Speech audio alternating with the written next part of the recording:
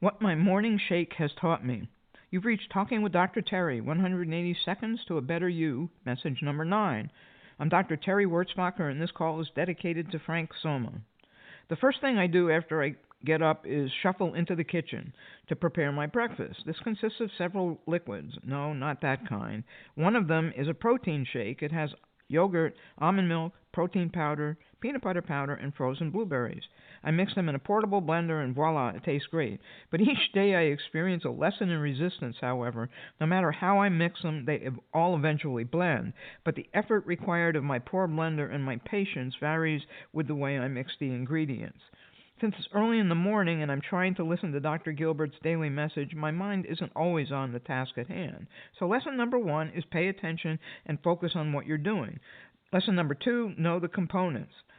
I won't bore you with the various combinations, but let's say that it's fun to figure out what should go in when. Fortunately, I can measure the success by seeing the liquid change its color, and thank goodness for that.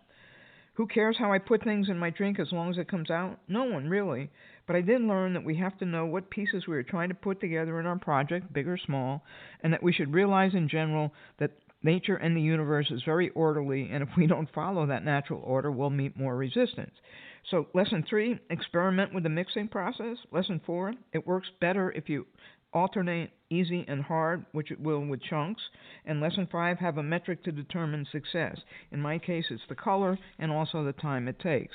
Our job in life is to figure out what we want to do, what's required to accomplish what we want to do, and then figure out the order so that resistance is minimized. Let's say you have an argument with your spouse. You know that inevitably you'll make up and move on. But what if you could move on without so much resistance? What would it take? What are the components of your discussion? What is it that ultimately makes that discussion an argument? You make a statement, your spouse presents another. If you both lay out your sides of the issue, what is it that keeps you from reaching an agreement and turns the whole thing into an argument? Most likely it's resistance to finding the middle ground, and that resistance is usually centered in your ego.